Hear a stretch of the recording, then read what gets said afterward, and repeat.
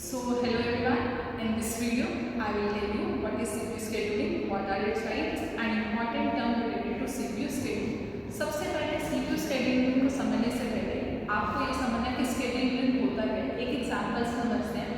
जैसे कि मान लो आप किसी मीटिंग वगैरह के लिए जाते हो, आपको बहुत सारी मीटिंग्स अटेंड करनी है, तो आपका शेड्यूल होता है कि आपने सबसे पहले ये वाली मीटिंग अटेंड करनी है, उसके बाद ये वाली मीटिंग, देन इसके बाद ये वाली, देन इसके बाद।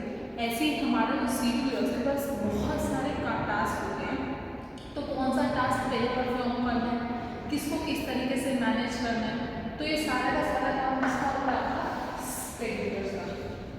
उस शेड्यूलर को शेड्यूल करने के लिए हमारे पास क्या आती है, कुछ एल्गोरिथम्स आती हैं, उसको बोलते हैं आप लोग CPU शेड्यूलिंग। तो डेफिनेशन पे जाएंगे, उससे पहले दो टर्म्स हमको समझना जरूरी है। हम CPU शेड्यूलिंग करते क्यों हैं? कोई भी काम आप करते हो, आपका पर्पस होता है, जैसे पढ़ाई कर लो जॉब पाने के लिए, स्टेबिलिटी पाने के लिए, वैसे अगर आप CPU शेड्यूलिंग कर रहे हो तो किसी पर्पस के लिए कर रहे हो। तो CPU शेड्यूलिंग दो रीजन से होती है, maximize CPU utilization and second है आपका मिनिमाइज वेटिंग टाइम।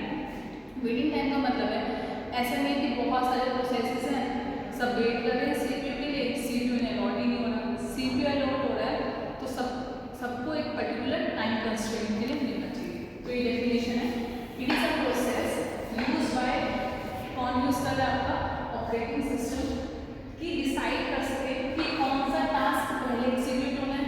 5 जने खड़े हैं, आप फ्रेश होने के लिए गए हो, क्या होता है कि आपका क्लाइंट होता है, स्केड्यूल होता है, पहले अर्जुन वाली के जाओगे, देन आप दरबार के जाओगे, तो ये सब CPU शेड्यूलिंग है। और किसने होता है, मैक्सिमाइज कर सके CPU यूटिलाइजेशन को और मिनिमाइज कर सके रिस्पॉन्स टाइम को। ऐसा नहीं है कि आप बहुत टाइम बाद रिस्पॉन्स कर रहा है, साथ के साथ आपका रिस्पॉन्स रेट होना चाहिए। अब हमारे पास टाइप ऑफ शेड्यूलिंग में दो टाइप की आती है, होता है प्रीएम्पशन, दूसरा था नॉन प्रीएम्पशन। प्रीएम्पशन का मतलब है कि इंटरप्शन वहाँ पे आप अलाउ करोगे, एग्जाम्पल से समझेंगे।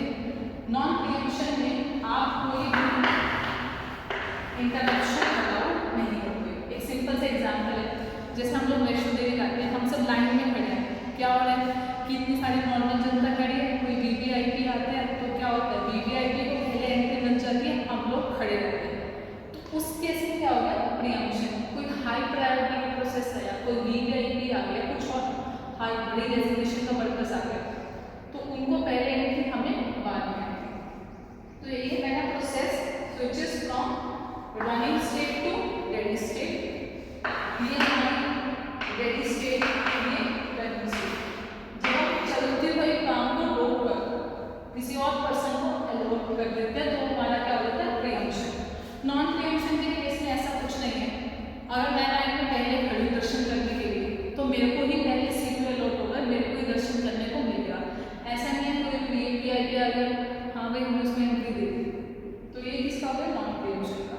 हमारे पास कुछ एल्गोरिथम्स होते हैं जो हम इसमें पढ़ते हैं। सबसे पहले हमारी राउंड रॉबिन शेड्यूलिंग, देन हमारी shortest remaining time scheduling, then हमारी प्रायोरिटी शेड्यूलिंग। नॉन प्रीएम्पशन के केस में first come first serve. First come first serve का मतलब है जो पहले आया पहले काम उसको करने दो, देन सेकंड वाले को, देन थर्ड वाले को, देन अप टू शॉर्टेस्ट जो फर्स्ट का मतलब है कि जिसका काम सबसे कम है उसको पहले आने दो, देन बाकी सब। हाई रिस्पॉन्स रेशियो का मतलब है जिसकी रिस्पॉन्स करने की एबिलिटी पहले है उसको पहले दो। ऐसा नहीं है कि एक बच्चा है जो बहुत टाइम लगा रहा है उसको हम उसी के साथ में ले रही हूँ, दूसरा पर्सन है उसको टाइम काम जल्दी हो रहा है तो उसको इन्वॉल्व कर लूँ, जिसका काम जल्दी हो रहा है जो फटाफट रिस्पॉन्स कर रहा है उसको मैं उसके अकॉर्डिंग करूँ। तो ये था difference pre-emptive and non pre-emptive में। इसके अलावा कुछ टर्म्स आती हैं रिलेटेड, कुछ टर्म्स जो आपके न्यूमेरिकल पॉइंट ऑफ व्यू से जहाँ से क्वेश्चन आता है वहाँ से होती है। सबसे पहले आपकी arrival time, burst time, completion time, turn around time and waiting time. Arrival का मतलब क्या होता है आना है, बहुत सारे प्रोसेसेस हैं, P1 है, P2 है, P3 है।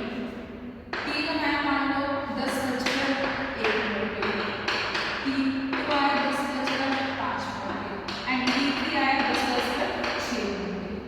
अराइवल टाइम का मतलब है कि कोई भी प्रोसेस कितने टाइम पर आपका अराइव होगा।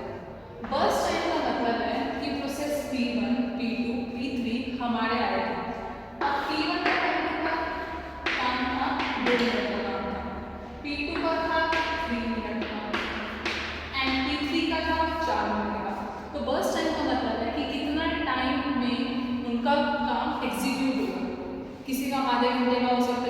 बिजली का बिल भरवाने जा रहे हो, कुछ डॉक्यूमेंट्स कराने जा रहे हो, किसी का काम हाफ एन आवर का, किसी का काम 2 घंटे का, 5 घंटे का। तो वैसे ही हमारा सीपीयू के अंदर होता है, प्रोसेसेस का डिफरेंट टाइम होता है जब वो एग्जीक्यूट होते हैं, उसी को बोलते हैं आप सीपीयू एग्जीक्यूशन टाइम या बर्स्ट। आप आए, आपने काम किया, आपका कितना टाइम में काम कंप्लीट हुआ उसको बोलते हैं आप लोग कंप्लीशन टाइम। जैसे प्रोसेस T1 था, 10:01 आया, उसका 5 मिनट का काम था, तो कितने मिनट में उसका काम किया? 10:60। तो ये क्या होता है हमारा कंप्लीशन टाइम। देन हमारा होता है टर्न अराउंड टाइम। इसका फॉर्मूला होता है completion time minus arrival time. कितने बजे उसका काम कंप्लीट हुआ माइनस कितने बजे वो आया। वेटिंग टाइम का फॉर्मूला होता है turn around time minus burst time. ये सारे के सारे टर्म्स आपको जानना जरूरी है। एक और फॉर्मूला एवरेज का फॉर्मूला होता है सम डिवाइडेड बाय, जैसे 1 3 5 6 4 कितने से एवरेज क्या होगा 1 +